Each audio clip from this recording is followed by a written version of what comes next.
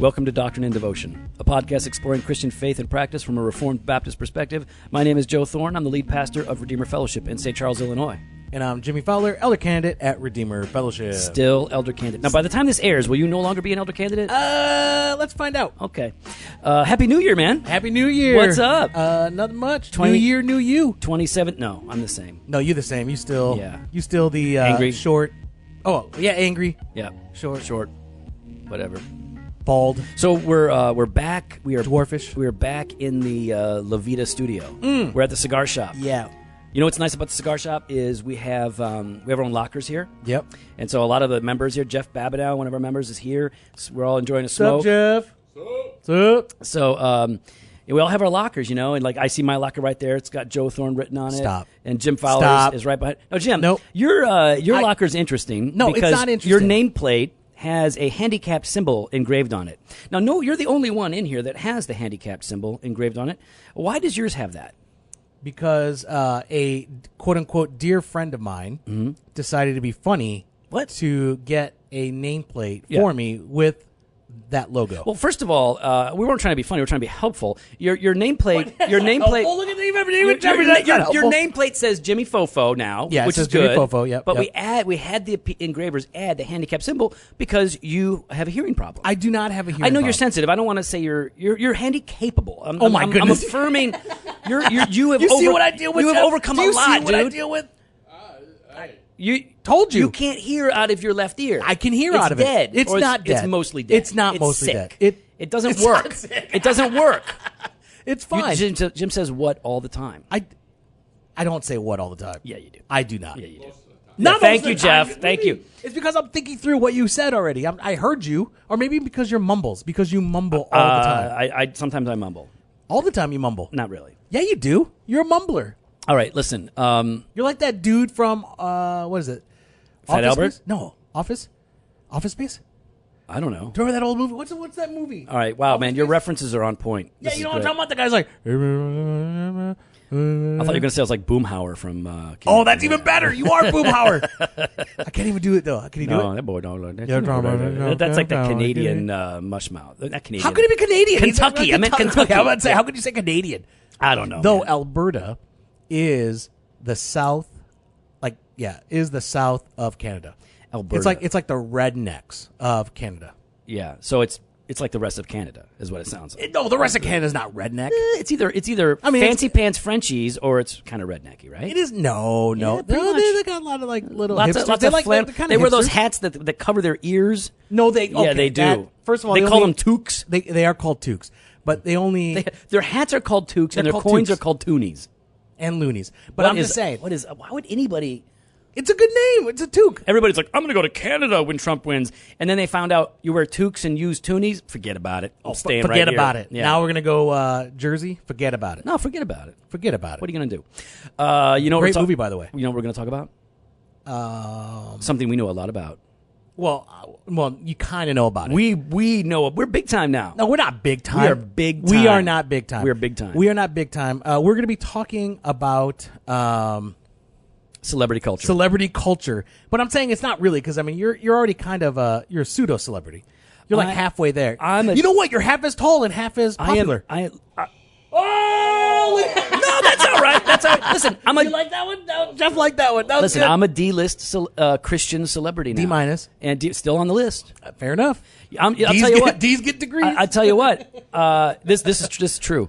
I just got an email from a company that asked if I would be interested in hosting a History Channel special on the life of Jesus that is shooting in Israel this year. Are you serious? Yeah. Wait, did you really? Yeah, of course. History It Channel. happens all the time. What are you talking about? Oh, it happens all the time. Okay, so it happened this one time. Okay, I'm about to say, actually, we have not even talked about it. Did you really get Yeah. that? Congratulations, man. That's pretty cool. Whatever. I'm like, I ain't got time for that. What are you talking about? Are you kidding me? No. That's a I ain't got time for that. You got time for that? Yeah. Hey, elders in church, can I go to Israel to shoot a History Channel show? At least we'll know it's going to be right because you're No, it gonna ain't be gonna be right. straight about it. Yeah. That's actually a really good thing. I talk about. How did you not right. talk about this? don't How have know. we not discussed this? When did this happen? I don't know. Like at the time of this recording, maybe a week ago or so. Are you serious? Yeah. It's been a week and you have not said that to me. Yeah, well, they probably sent this email to a bunch of guys. No, let me see. I want to see All right, the I'm email. going to bring it up. Hang on. All right, bring it up. All right, here we go. Here's the email thing. I can't believe you didn't tell us. All right. Can you? Will they let you bring your assistant? Oh, wait, that's the sent box. All right. What? No, Hey, not Pat. Me. I know, it's Smokey. All right. Who's it? All right, so let me find this email here. You can turn it on. I feel bad. I don't know how to kick him out. We're not reserving this room. All right. I find it. I gotta find this thing. History channel. I have to go back. History. Paul hates us. Now you kicked out Paul I because didn't you kick him let out. him turn on the fan. I don't want him to turn on the fan. You can turn on the fan. No, he can't. Then it gets in the thing. It's not our lounge. Yeah, it's ours. All right. All right, let me hear about this. Good afternoon. I work for a TV production company in L.A. called what it's called. 20th Century Fox. No, we are producing a new TV series about the life of Jesus for the History Channel. No, it's Oprah, isn't it? We'd love to You're talk- going to be on the O. We'd love to talk to Pastor Joe Thorne about his interest in participating as a host on the series. We'd be filming in Europe in the beginning of... so Europe. In the beginning of January. It'd be great to connect with someone and discuss further. Thanks for your time. January 2017? I don't know. Well, it's got to be January. What the... How did you... Are you really... You didn't even... I sent them an email going, I don't know. I ain't got time for that. I said, send me the details. I don't know how that would possibly work with my schedule. All right. Go ahead. Anyway. I'm just saying, that's a great opportunity. Yeah, Jeff's going, you should do that. Yeah. So anyways, the point is that some of us are big time celebrities. Well, they're littles big time. Big littles. Yeah. They're big littles. That's Big Littles is my new name. Big littles. So kind of like a Biggie Small. What we want, and so I just thought that was funny because we were scheduled to talk about this, and I'm really, I actually am. I don't even understand how you didn't bring that up already. No, it's been a week. Yeah, whatever. We talk about everything. Everything. It's just not a big deal. Everything. It's not even a real thing. Everything we talk about, It's and not. that was not something that was brought up. It's not a thing. Did you talk about it with Pat?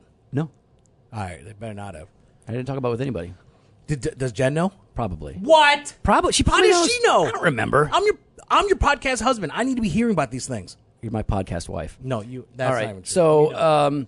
so Thank you, Jeff. Jeff knows. when we're talking about celebrity culture, we're talking about the celebrity culture in evangelicalism. Yes. Right?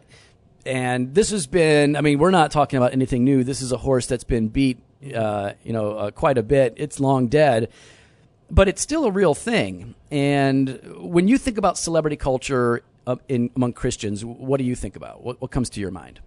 Like, you're not asking me about individuals. You're asking me like just what the phenomenon. Yeah, the phenomenon. I feel like we kind of discussed it a little bit in December when we talked about fanboys Right. and sycophants and haters.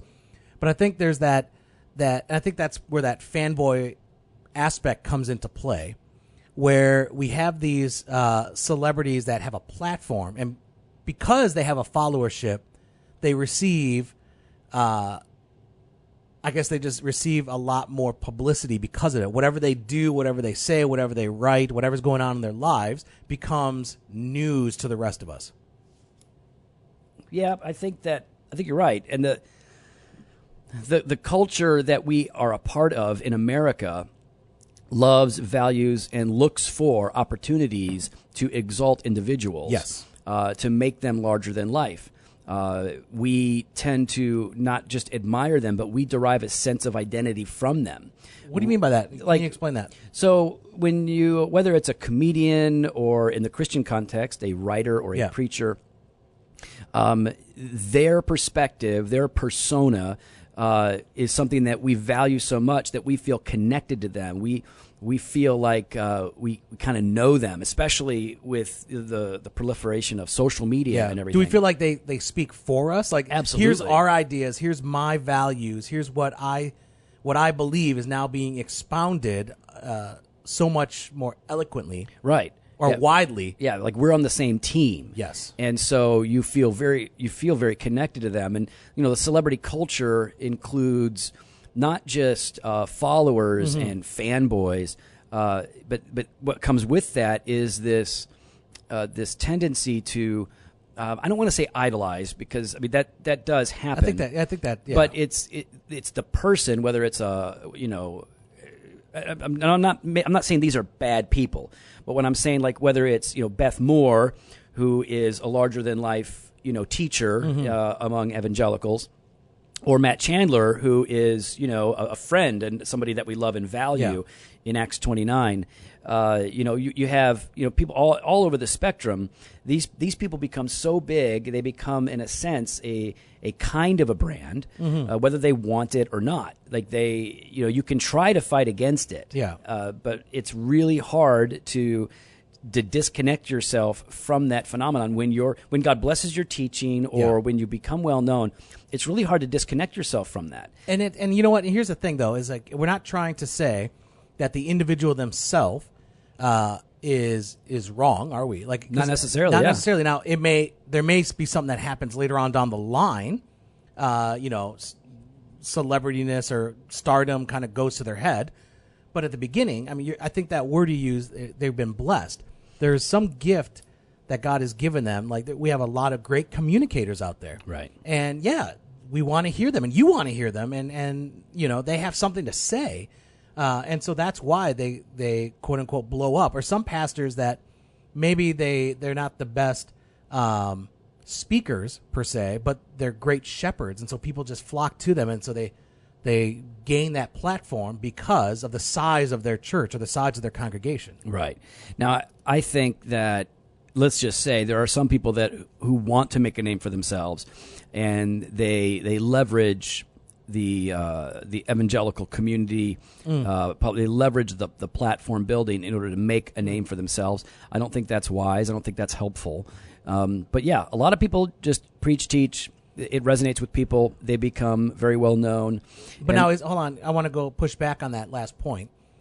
Now, what if they actually do have something to say? Is that bad that they want to be able to share what they feel is beneficial for all? No, I think, when a person has something to say and they believe God has called them to say this thing, well, they want as many people to hear it as possible. Yeah. So they're going to preach, they're going to teach, they're going to write.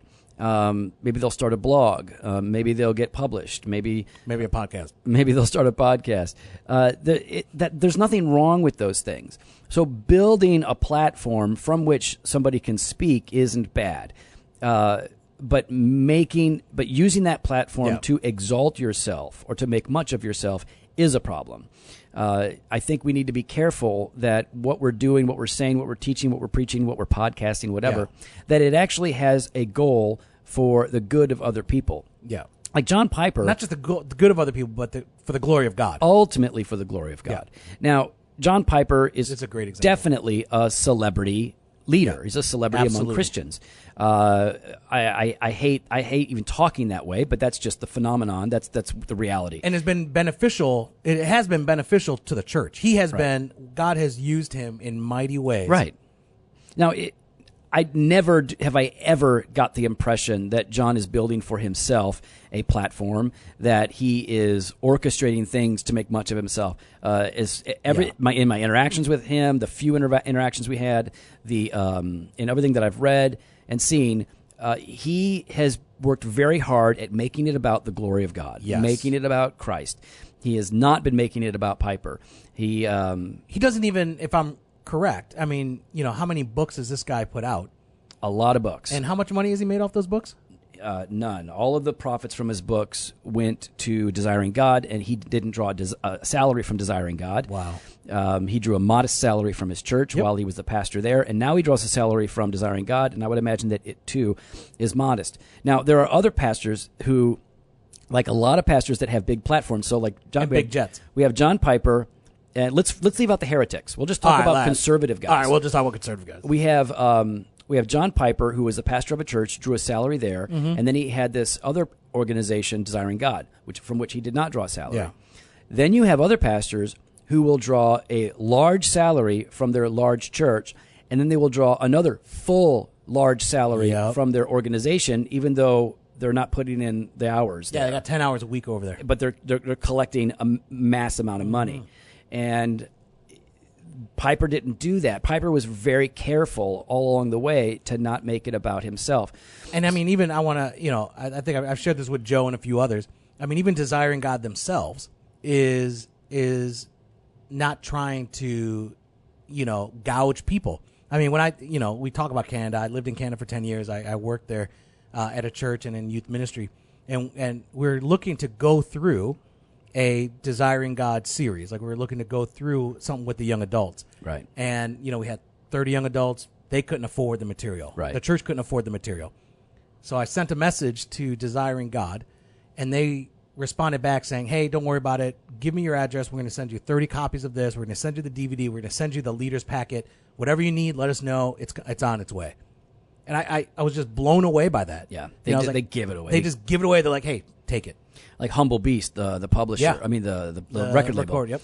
They spend tens of thousands of dollars recording beautiful, amazing music that even the world recognizes as premier hip-hop music. Yeah. And they give it all away for free. Exactly. They give it away free. Now, they also sell it on iTunes, but anybody can download the full album for free at Humble Beast. They want to give freely.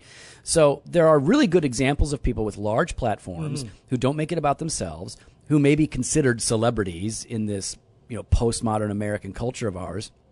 But then there are others who seem to exploit that. The part of the problem, though, is not half of the problem. Maybe half of the problem or more is not the person or the institution, but the fans. Yeah. That we are so hungry for the celebrity, for the savior, for the person that's going to come in and for the guru that's going to have all the answers, who's going to think for me and tell me what I need to do to grow as a church. And then the way that we interact with them is just awkward. Like, there's nothing wrong with asking for an autograph from an author. Like, that's okay. That's fine. Happens to Joe all the time. It doesn't happen to me very often. All the time. People not. are like, hey, Joe, can you please sign my Bible? I sign at Fofo now. No, I've never been asked to sign a Bible. I got a photo. No, yeah, you made that up. That was Photoshop. I've never been asked to sign anybody's Bible. I would say no. But anyways, there's nothing wrong with that. Yeah. But this near deification, this kind of giddiness, that comes over people, like, wow, this person is becomes too important to them. Listen, when I'm around people that I really admire and I've learned a lot from. If I'm around them, it's cool. I'm excited to be there. I'm like, wow, I've read this person. I've benefited from this person. This is really cool, and that's fine. But when we want to treat them there's a difference between honoring them. Yeah, you should honor people. We should consider others as worthy of more honor than ourselves. So that's good.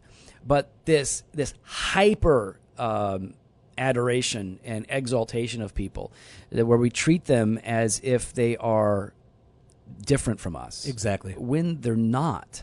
These guys are not. One of the things that I love about most of the guys that I read and the scholars that I read is they're approachable. They will hang. They will chill. They joke around. They play around. They're down to earth. They're not. They don't think that they're. It's like you're hanging deal. out with W. Right. They don't think of themselves as a big deal, but people sometimes do. Yeah. And so I think there is some awkwardness there, and I don't think... Like, is it the idolization of the heart?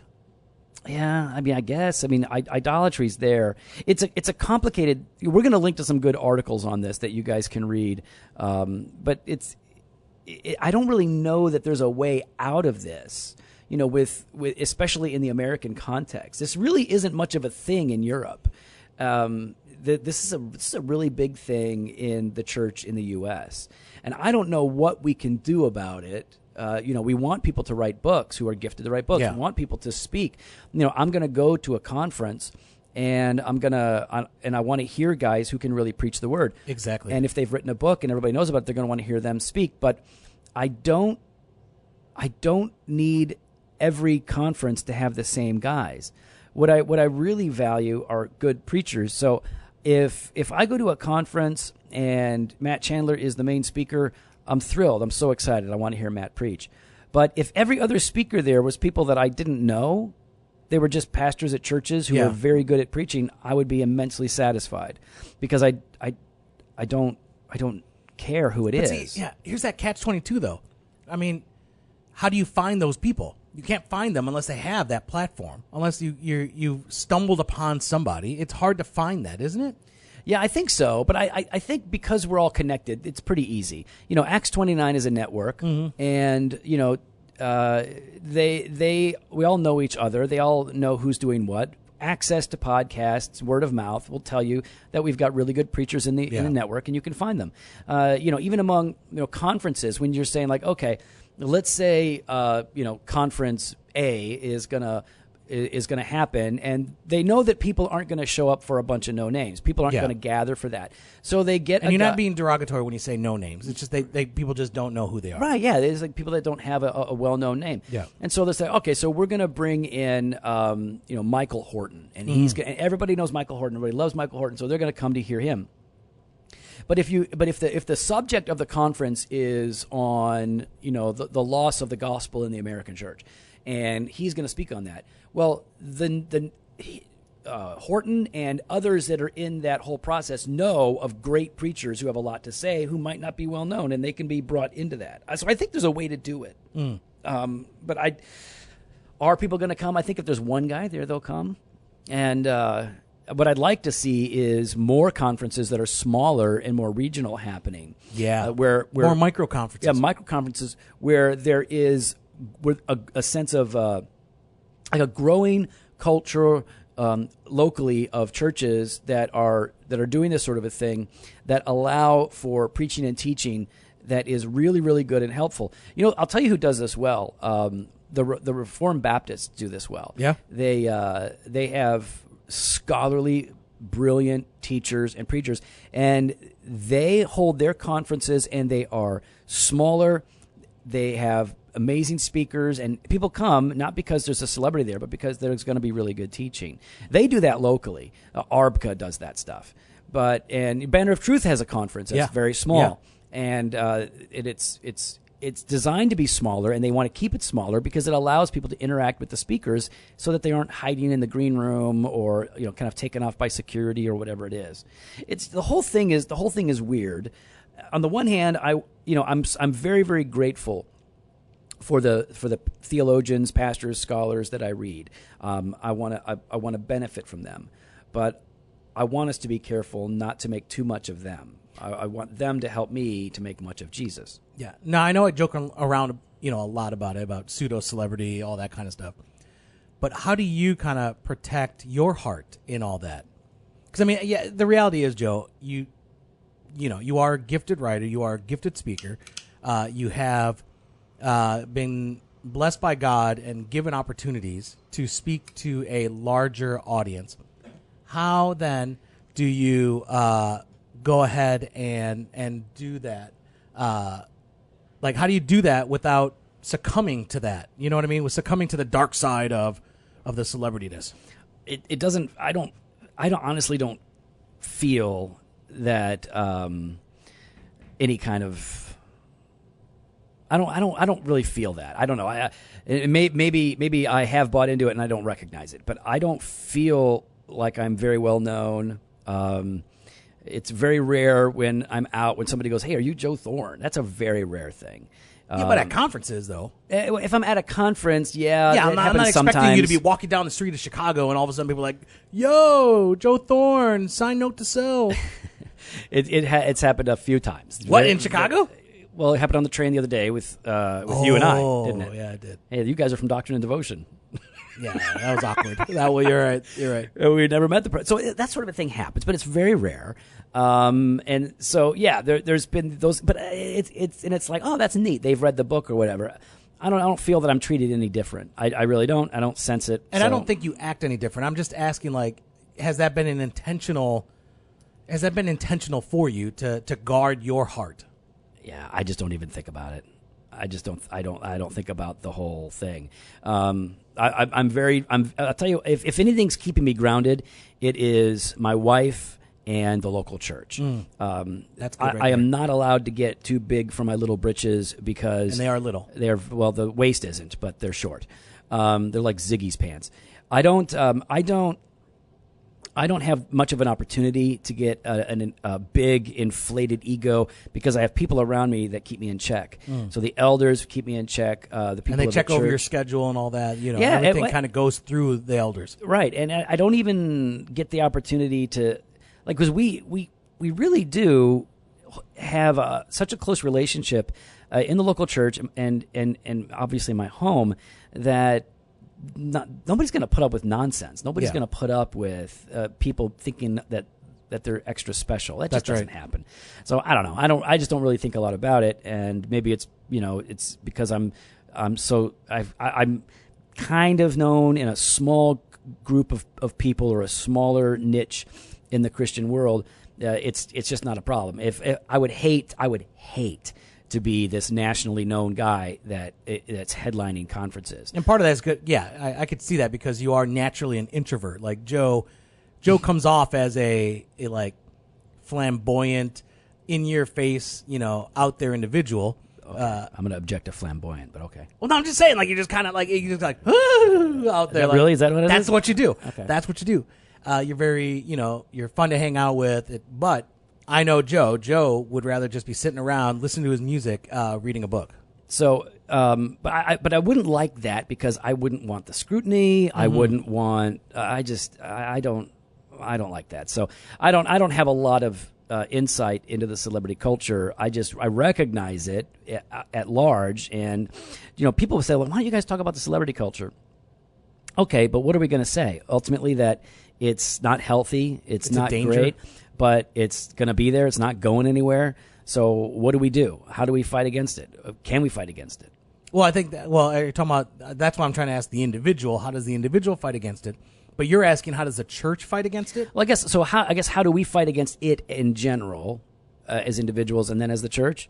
Well, I think one is the glory of God, is ultimately just focusing on that, because, like you mentioned before, sometimes we put these people on a pedestal and we become fanboys, or we take everything they say hook, line, and sinker. We get really excited, or we get really nervous, or we get really fearful when we meet these individuals, and so we neglect to see that they are just human, that they are not infallible, that they do struggle with sin, that they're not perfect, and that ultimately it's all about the glory of God first. Right. So I think on an individual level, we check our heart, and we don't unnecessarily align ourselves with people to such a degree that we become fanboys. Yeah. At the church level, how do churches and organizations work against celebrity culture? I think that preach the gospel. At the church level, I think churches need to honor the leaders there, but that does not mean exalt. You're talking about celebrity pastor, like in the local church. Is that what you're talking about? Like exalting the pastor as pope? Sure. Yeah. Yeah. It's not like it happened. There's always going to be this tendency to make much of a leader that's doing well. Yeah. And in the church, that's really easy. You make a big deal out of a pastor. You make a big deal out of the preacher in particular. They like him. He's the one on stage, and he's whatever. I think the church needs to do a really good job of helping that guy maintain a sense of humility. That doesn't mean beating him up and keeping him down. Yeah. But it just means, helping him to foster a proper sense of who he is and what his place is in the church and in the world. And sure, he may have a public spot, or he may be the guy that's most known in the church, but he needs to be a person who is doing the same work as all the other elders. He needs to be a person who is considered one of the people, not somebody. There's a difference between elders. There is a distinction made between teachers or pastors and the congregation. The Bible makes a distinction, but it isn't one. It isn't a celebrity distinction. There's a celebrity distinction that makes people more special than they should be. That makes a person holier than thou, untouchable, in a sense. And that was my perspective of pastors for a long time. Is that, wow, those are guys that are living on a different level. They're untouchable. They're unreachable. And it wasn't until I got into a smaller church when I was able to interact with pastors, and I realized, wow, they're regular people. Yeah. These are regular dudes, and they mess up. I watched a pastor one time get in trouble with his wife because he and his son were roughhousing in the living room, knocking over furniture, wrestling around. And she's like, not in the house, don't do that. Is that the way she sounded? Yes. And I loved it because I was like, look at him get in trouble. It's like a regular, Just like I do. thing. Yeah.